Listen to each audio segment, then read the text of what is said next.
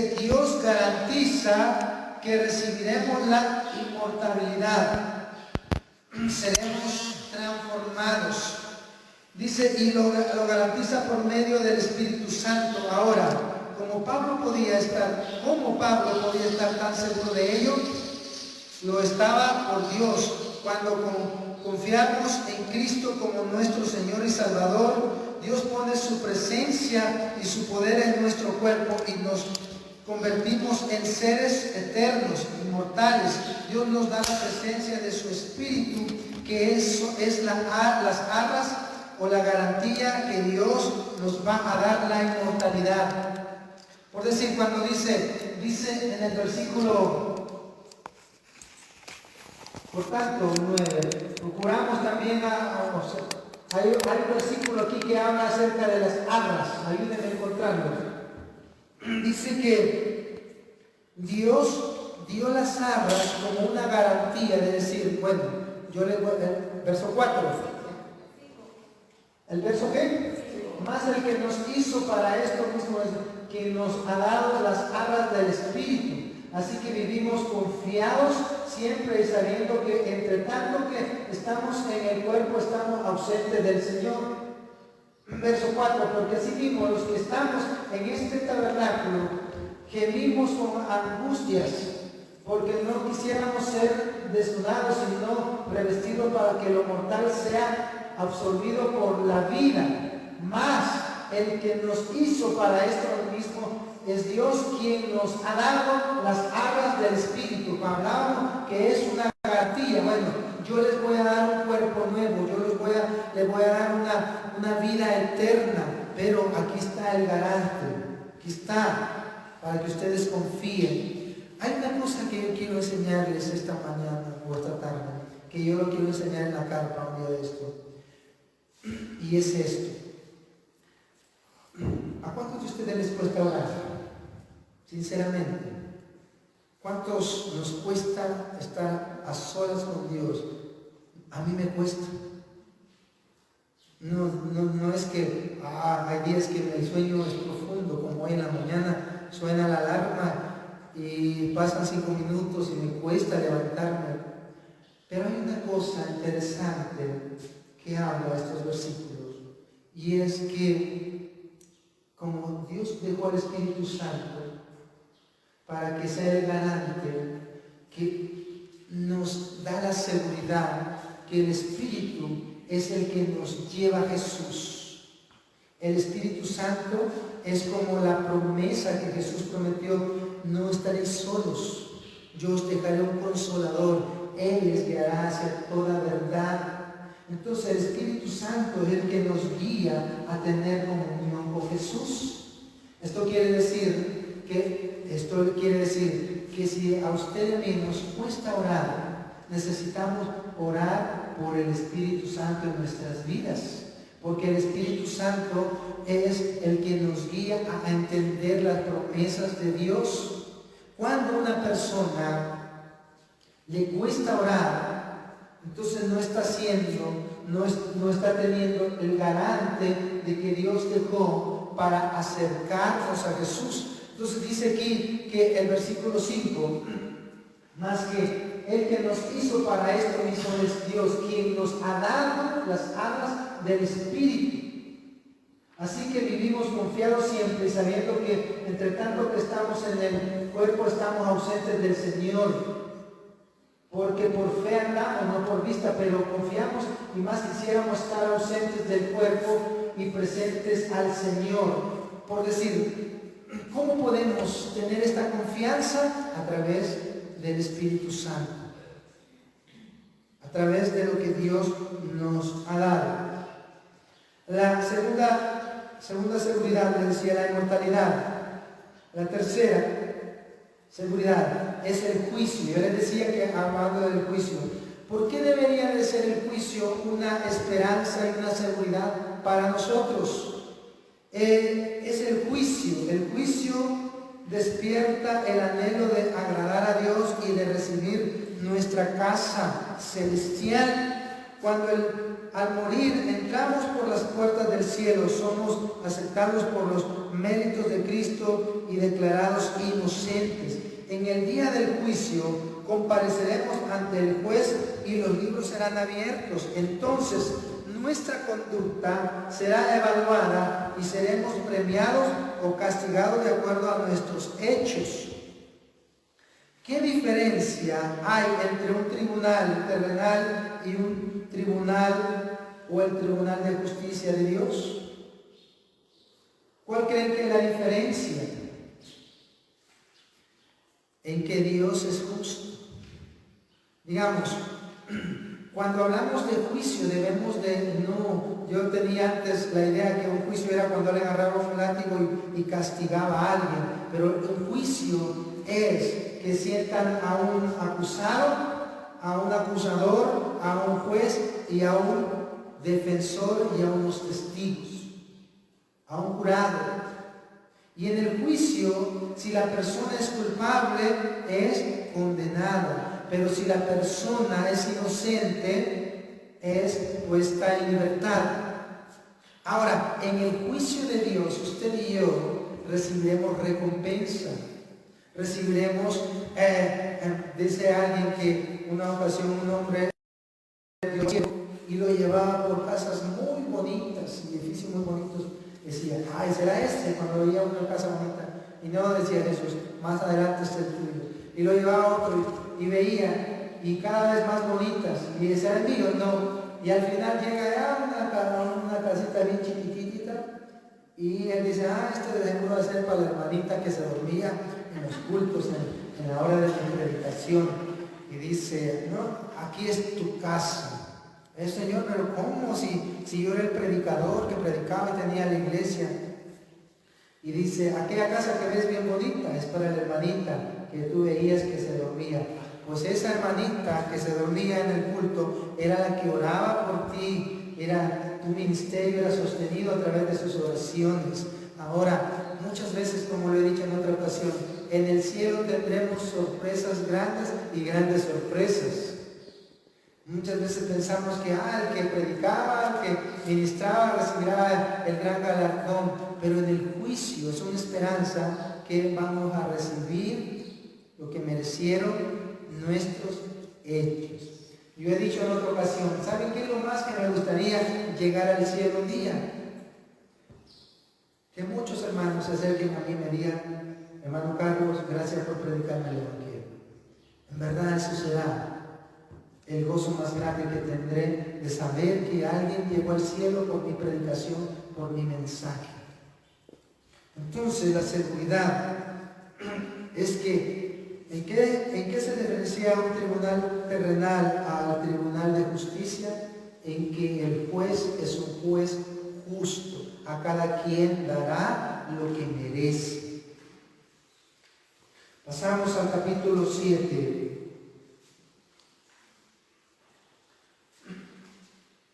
El mensaje es hablando del mensaje, 5:17. El mensaje es regeneración, la creación de una nueva criatura. ¿Qué significa para el hombre convertirse en una nueva criatura? De un modo sencillo, significa exactamente lo que dicen las Escrituras al respecto. Él se convierte realmente en una nueva criatura en todo su ser, naturaleza, vida y conducta. Yo quiero poner énfasis en esto. Dice el versículo, de modo que si alguno está en Cristo, nueva criatura es. Ahora, ¿cuántos de nosotros hemos venido a Cristo y nuestro carácter no ha cambiado? ¿Cuántos venimos a Cristo y nuestra naturaleza pecaminosa no ha cambiado? ¿Cuántos venimos a Cristo y nuestra vida tiene cosas que teníamos allá en el mundo? Pero cuando dice que ha cambiado, es literalmente lo que dice, ha cambiado. Como hombres estamos muertos para Dios y como nueva criatura estamos vivos para Dios. El efecto, por decir, un testigo de Jehová no puede decir que es una nueva criatura porque no tiene un testimonio. Usted, cuando un testigo de Jehová llegue a su casa a hablarle, dígale, cuéntame tu testimonio. no le va a poder decir. Pero nosotros que hemos recibido a Cristo tenemos un antes y un después en Cristo. A los ministros se les da el más grande de los títulos, embajadores en nombre de Cristo. Usted y yo tenemos, por decir, les he contado creo en alguna ocasión que una vez fuimos a la embajada de El Salvador a solicitar una visa para entrar a México y nos recibe el chalán del embajador. No, y era un hombre bien prepotente, así chaparrito pero bien presumido. Pero al final mi esposa dice, no, yo quiero hablar con el embajador, con el cónsul, el representante. No, es que yo soy, no, allá en aquella oficina queremos ir. Y vamos y nos recibe. Aquel no nos había querido firmar para que me dieran una visa, pero el embajador dice, venga, yo lo recibo. Y es muy amable conmigo, con mi esposa, nos atiende bien. Y al final él dice, sí, aquí está la firma, venga mañana a recoger. Y nosotros somos embajadores de Cristo, somos los representantes de Cristo. Es por eso que Jesús dijo, lo que atéis en la tierra será atado aquí en la tierra, y lo que desatéis en el cielo será desatado. Usted y yo tenemos el privilegio de ser los representantes de Dios. Por eso yo he dicho que en una ocasión fui a evangelizar con un compañero de la carpa y llegamos allá por Altamira o por Naranjo, Veracruz parece. Llegamos y tocamos una puerta, sale un hombre, pero bien grandotote, así moreno. Y nos quiso impresionar con su voz y con su tamaño. ¿Qué quieren? Y yo vi que mi compañero se puso medio nervioso, así como, Y digo, no, pues venimos a predicarte del Evangelio, venimos a darte un mensaje. La Biblia dice que Dios ha establecido el arrepentimiento para cada hombre. Y si tú no te arrepientes, no irás con Dios. Y fue como así, bajarle los ánimos, los humos a aquel hombre. Somos alguien importante. No debemos de creer, somos... No, sí somos de barro, pero lo que hay dentro de nosotros tiene algo de suma importancia.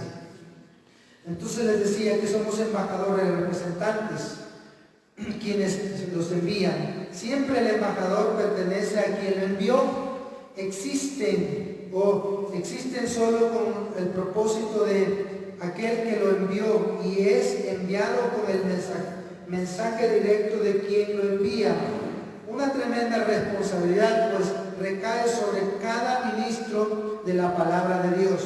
El embajador ha sido comisionado por Dios para representar al Rey de Reyes y el Señor de Señores ante la gente a quien ha sido enviado. Debe hablar solamente las palabras que Dios le ha revelado. No sé si ustedes han oído en alguna ocasión de un embajador que ha tenido que retractarse de sus palabras. ¿Saben por qué? Porque a veces sale a conferencia y dice algo de su propia persona. Y viene el gobierno a quien lo mandó y le dice, no es así. Entonces tiene que el embajador decir, quiero disculparme por lo que dije porque no era así. ¿Por qué cree que lo hace? Porque a alguien le tuvo que jalar la oreja. Decirle, o te retractas y te arrepientes o te quito de ahí. Entonces somos embajadores y debemos de hablar solo lo que Dios ha puesto en nuestros labios. Vamos a pasar al versículo 21 que les decía. Estoy aquí en el versículo 21, ahí. Al que no conoció pecado, les decía que este es uno de los versículos más conocidos como el corazón del Evangelio, del Nuevo Testamento. Al que no conoció pecado, por nosotros lo hizo pecado, para que nosotros fuéramos hechos justicia de Dios. El versículo 21 de este capítulo es uno de los mejores resúmenes que podemos encontrar en todas las Escrituras respecto al significado concreto del Evangelio de Cristo. El mensaje de este versículo es increíble, es un mensaje de redención, de sustitución del pecado. Proclama el increíble amor de Dios por nosotros.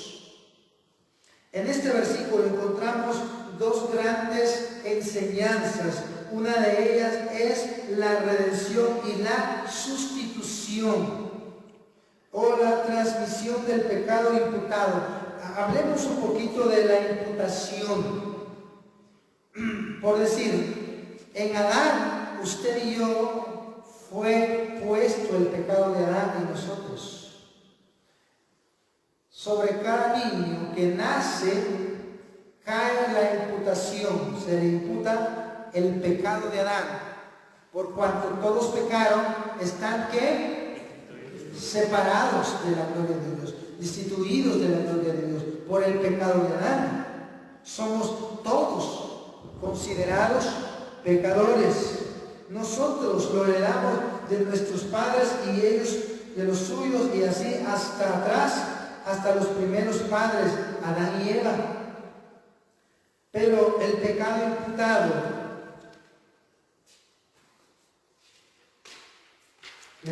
de la imputación.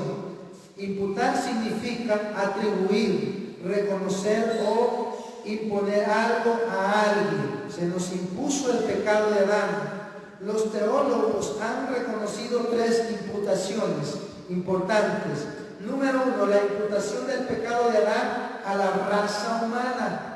Se nos pasó, como decía, mi padre me pasó el pecado que sus padres le heredaron, y sus padres así hasta llegar a Adán y Eva. Entonces, la primera imputación del pecado de Adán a la raza humana. La imputación del pecado del hombre a Cristo.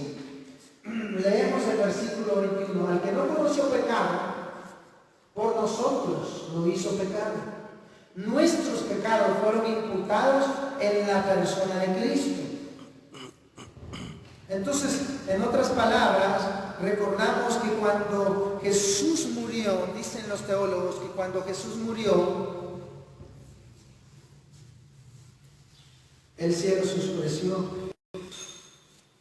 y hubo un silencio.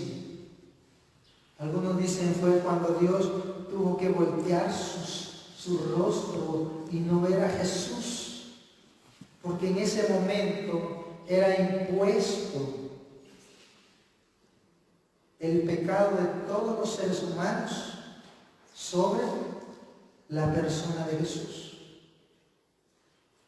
La imputación del pecado del hombre a Cristo. Y le decía que hay tres imputaciones. Número uno, la imputación del pecado de ambas hacia toda la raza humana. Número dos, la imputación del pecado del hombre hacia Cristo. Y la imputación de la justicia de Cristo hacia los creyentes. Ok, a Jesús le pusieron nuestros pecados, pero dice aquí por nosotros hizo pecado para que nosotros fuésemos hechos, ¿qué dice? Justicia de Dios. ¿Cómo Dios nos ve ahora? Justos. ¿Por qué Dios nos ve justos? Por el sacrificio de Jesús. Porque a través de Jesús nosotros es impuesta la justicia de Dios. Ahora, aquí Pablo resume el corazón del Evangelio, que se resuelve el misterio y la paradoja de los versículos 18, y explica cómo pueden ser reconciliados los pecadores con Dios a través de Cristo. Estas 15 palabras griegas expresan las doctrinas de la imputación y la sustitución como ningún otro versículo. No conoció pecado Jesucristo, el Hijo de Dios, sin pecado ni mancha. Aunque Él fue pecador, por nosotros se hizo como o murió como un pecador. Por nosotros lo hizo pecado. Dios el Padre, quien aplica el principio divino de imputación, trató a Cristo como si Él fuera un pecador, aunque no lo era, y permitió que muriera como sustituto para pagar el castigo por los pecadores de todos los que creyeran en Él. ¿Por qué hacemos énfasis de todos los que creyeran en Él? Porque Jesús perdona los pecados que son confesados. El que muere en pecado, Dios no le puede perdonar. Pero todo aquel que peca y viene a Cristo, deposita sus pecados en Cristo, y la justicia de Dios es como un trueque, ¿no? Dame tus pecados y yo te doy mi justicia. Ahora, Dios vio a Jesús como un pecador y a nosotros nos ve como unos santos, como alguien que somos justos. En la cruz, Él no se convirtió en un pecador, como algunos han sugerido, sino que permaneció santo siempre. Fue tratado como si fuera culpable de todos los pecados que se hayan cometido por todos los que habían de creer en Él, aunque no había cometido uno solo. La ira de Dios se desató sobre Él hasta saciarse, y el requisito justo de la ley de Dios fue cumplido a perfección para beneficio en cuyo lugar murió. La justicia de Dios. Otra referencia a la justicia y la imputación. La justicia que se acredita a la cuenta del creyente es la justicia de Jesucristo. Por decir, la justicia es una doctrina fundamental, porque la imputación quiere decir que Jesús vino, murió, tomó nuestro lugar, pero nos dio su justicia. Por eso ahora Dios nos ve justos, no porque somos justos, sino por los méritos de Jesús. Dice, Dios lo trató como que se hubiera cometido los pecados de los creyentes, y trata a los creyentes como si solo hicieran las obras justas del Hijo de Dios, libre de todo pecado. Entonces, ¿cómo nos ve Dios? Como si nosotros fuéramos como Jesús, que no pecó. Así nos ve el Padre, a través de Jesús. Interesante esta parte, porque usted y yo merecíamos el castigo eterno, pero gracias al sacrificio de Jesús. Por eso decíamos que el verso 21 es uno de los versículos muy importantes. Hablemos un poquito más acerca de... Además, Pablo era consecuente en la paciencia, que quiere decir resistencia firme. La palabra paciencia es la calidad suprema, la columna vertebral de la consecuencia, porque a menos de que un hombre sea paciente, nunca podrá ser consecuente en un mundo pecador y corrupto.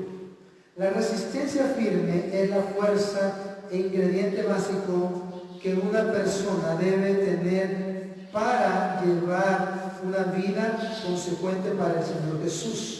Continúa diciendo Pablo que era paciente en tribulaciones, en angustia, en privaciones. Pablo hace referencia aquí a todas las vicitudes, a todas las dificultades que él tuvo que pasar, que debió soportar a lo largo de su ministerio en distintos lugares y ciudades. Luego de contar 9 dificultades por las que debió atravesar, a partir del versículo 4, Pablo enumera 8 dones divinos. Dice que el propósito en pureza es decir inocencia, libre de suciedad, inmundicia o contaminación. Cuando se refiere al conocimiento, no lo hace refiriéndose al conocimiento intelectual que envanece al hombre, sino que se refiere al conocimiento de Dios y a la salvación por Jesucristo. Él aprendió todo cuanto pudo acerca de cómo Dios quería que los hombres vivieran, y se lo aplicó a su propia vida y enseñanza. Corazones abiertos.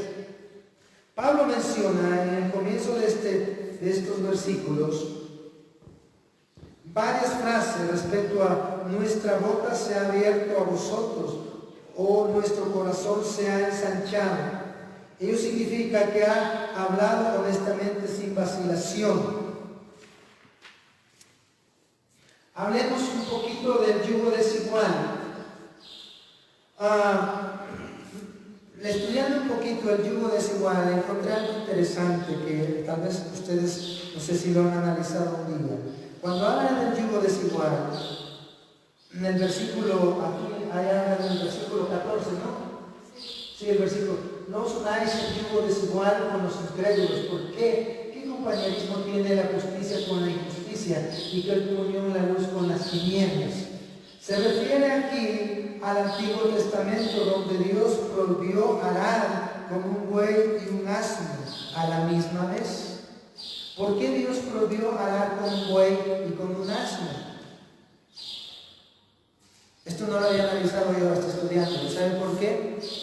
Porque el asno era un animal impuro y el buey está entre los animales limpios, entre los animales puros. Entonces, cuando Dios les dice, no os unáis en yugo desigual, quería decir, está hablando en el libro de Deuteronomio capítulo 22, verso 10, donde dice, no ararás con buey o asno juntos. El yugo desigual quiere decir que una persona no debe unirse con aquel que ha recibido la justicia de Dios, con aquel que no ha recibido la justicia de Dios, porque el que ha recibido la justicia de Dios es contado como justo y el que no ha recibido a Cristo es contado como injusto, como alguien impuro.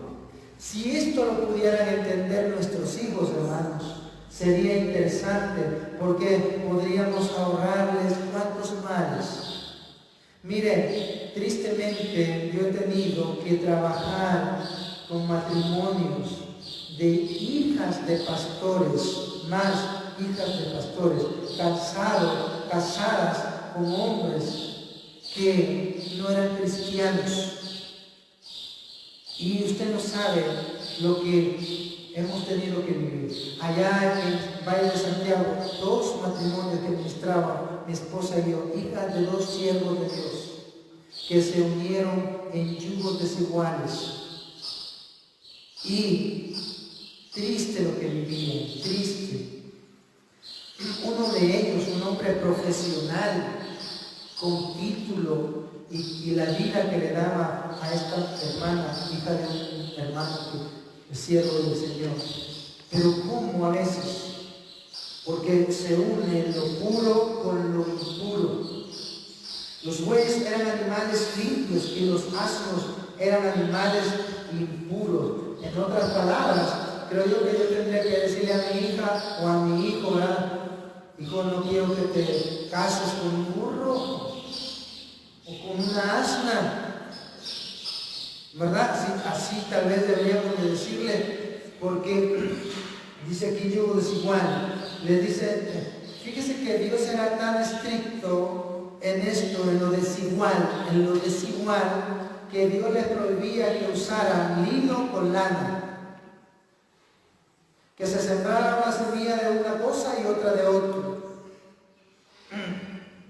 A la yunta de animales de diferentes especies, decía, esto da a entender que la unión de un creyente genuino con un incrédulo sería tan diferente como la unión de 2 tipos de animales. Era como decir, ¿verdad? Bueno, vamos a sacar raza de un perro con una vaca. No se puede. Eso es yugo desigual.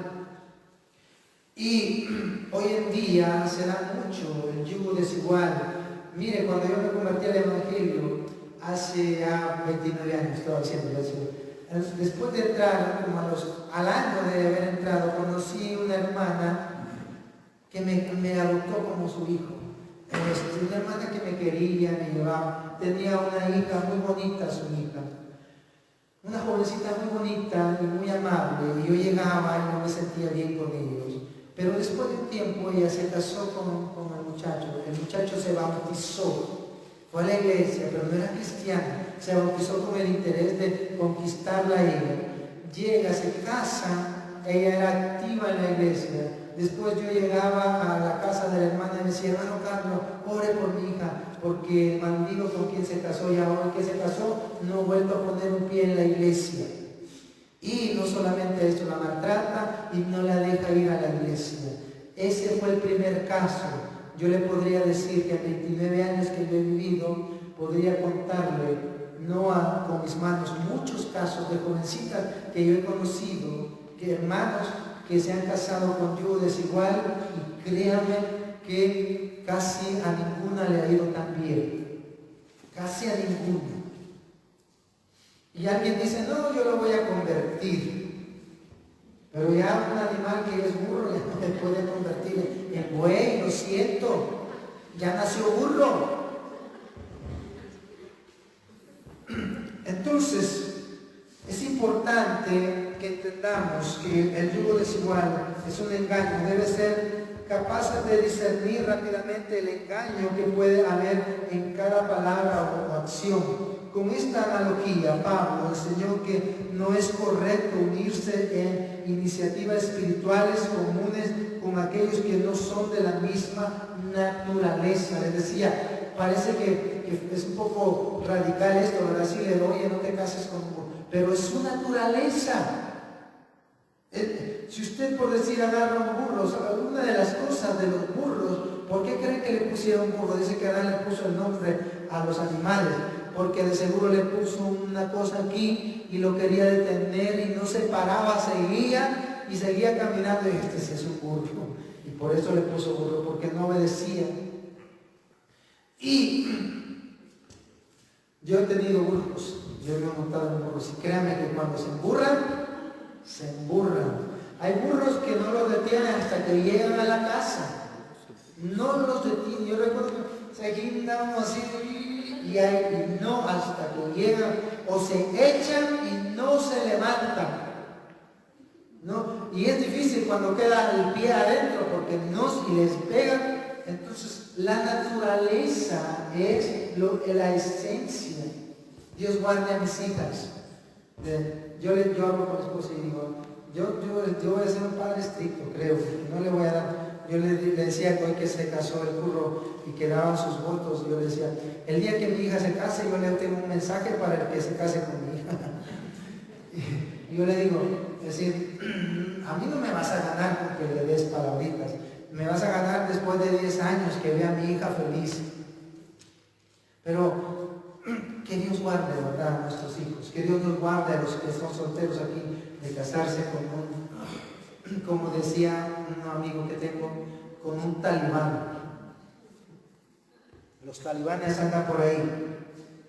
Ok, los versículos con los incrédulos dice también el versículo. Los cristianos no deben ligarse a no cristianos en cualquier sociedad o relación que haya de determinar de treñimiento. Esa palabra de treñimiento quiere decir daño moral o material, espiritual en contra de los intereses de alguien. Detenimiento quiere decir que una persona incrédulo va a dañar la moral, lo espiritual o los intereses de alguien. Esto era de suma importancia para los corintios a causa de las amenazas de los falsos maestros y la idolatría pagana que los rodeaba. Les contaba hace un momento, les decía hace un momento, o la vez pasada, no me acuerdo, que cada versículo de Corintios se escribió con un propósito. Y cuando Pablo les dice, no os unáis en yugo desigual con los incrédulos, ¿por qué? ¿Qué compañerismo tiene la justicia con la injusticia y qué comunión la luz con las tinieblas? Era porque en la iglesia de Corinto había falsos profetas, falsos maestros, gentes que su naturaleza no era la naturaleza de Dios. Y por eso Pablo les dice que no se unan, porque en Corinto había un sinnúmero de gente que creía en dioses paganos y que adoraban a esos dioses y no tenía nada que ver con el Dios verdadero. Los creyentes, 3 puntos. Nótese aquí 3 puntos importantes. Los creyentes, esto es en el versículo 17, del capítulo 7 al 17. Pasamos a otra parte. En el capítulo 17 y 18 son una cita del Antiguo Testamento, especialmente de Isaías 52:11, cuando Dios dio a Israel en su salida del cautiverio babilónico. Dios le dijo al pueblo que dejara todo, no debían llevar consigo nada de esa tierra profana, que debían comenzar una vida totalmente nueva bajo su liderazgo. Y es aquí donde hay 3 puntos. Dios les dice, los creyentes deben de salir de en medio de los incrédulos y apartarse. Esto no significa que los creyentes deben abandonar las ciudades, las comunidades y los centros de trabajo, sino que los creyentes no deben tener compañerismo ni comunión con los incrédulos. Ellos son del mundo, pero no deben participar de los pecados del mundo. Número 2, separarse de los incrédulos es un mandato, no es una sugerencia. No se debe cuestionar, racionalizar, transversar o ignorar el mandamiento. Dios exige separación. Cuando Dios dice que no hay yugo desigual, y vuelve con los versículos 17 y 18, dice que se separen. Entonces, hermanos, como cristianos tenemos la responsabilidad de ser diferentes que el mundo.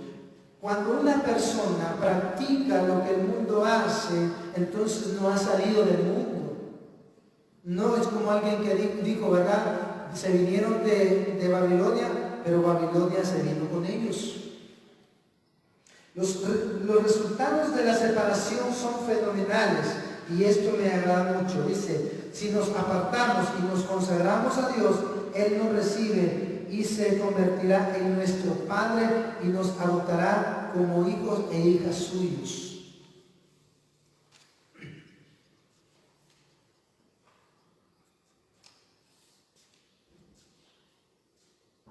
Vamos a pasar al capítulo 17. Me fue. Okay. En el capítulo 8, los hombres que manejan las ofrendas. Quiero hablar de esto que era interesante. En verdad se me hizo interesante. Dice que los hombres que manejan las ofrendas se preocupan por la iglesia con suma solicitud, y Pablo dice que Tito tenía esa misma solicitud. La palabra solicitud quiere decir celo. Los hombres que manejan las ofrendas deben tener una preocupación celosa por la iglesia y también por su bienestar. Los hombres que manejan las ofrendas deben tener conocimiento de Dios de un modo tan íntimo que Dios pueda mover el corazón de cada uno de ellos. Aquí habla del versículo 18, ahí está el versículo 18, y enviamos justamente con él al hermano cuya alabanza en el Evangelio se oye por todas las iglesias. En lo que les decía al principio, hay un hermano aquí que se encargaba del dinero, pero que ni siquiera su nombre aparece ahí. En varios, 3 versículos me parece ahí, habla del hermano, pero no menciona su nombre. Les contaba hace un tiempo de un hermano que dice que predicando él allá en Matamoros o en Reynosa, una vez en la cárcel fue y Dios le hizo sentir, le dijo, escoge a este hermano para que se encargue de las ofrendas dentro de la cárcel. Y entonces dice que el hermano dijo, voy a poner al hermano fulano para que sea el tesorero de la iglesia aquí en la cárcel. Dice el hermano que después el hermano se acerca y le dice, hermano, a solas, usted no sabe por qué el hermano está aquí en la cárcel. No, pues es un estafador, estafó un banco. Entonces dice, ¿cómo lo vamos a dejar a él con el dinero? Se lo va a robar. Y él dijo, bueno, Dios me hizo sentir que lo pusiera hacia él, así que lo ponemos. Y dice que pasó un año, pasó 2 años, pasaron varios años. Y el día que le llega la carta de libertad al pastor, el hermano había sido fiel al hermano que estaba ahí administrando las ofrendas de la cárcel. Había sido fiel. Y el día que le llega la carta de libertad al pastor, el pastor dice, hermano, yo he visto que tú has sido fiel con las ofrendas, con el dinero aquí, así es que yo te voy a poner a ti como el pastor de esta iglesia. Entonces el hermano dice, hermano, yo no puedo ser pastor de aquí, porque Dios me prometió que el día en que tú salieras, si yo fuera fiel, Él me iba a sacar juntamente contigo. Así es que no puedo recibir ese cargo. Es un amigo que yo tengo en Hidalgo, que me contó ese testimonio. Y él dice que exactamente el día en que el pastor salió, ese día al hermano le estaba llegando la carta de libertad, que también él iba a salir libre. Y en una iglesia es difícil, el dinero no sé cómo le llaman a los que tienen el dinero en las iglesias. ¿Cómo les llaman? Judas.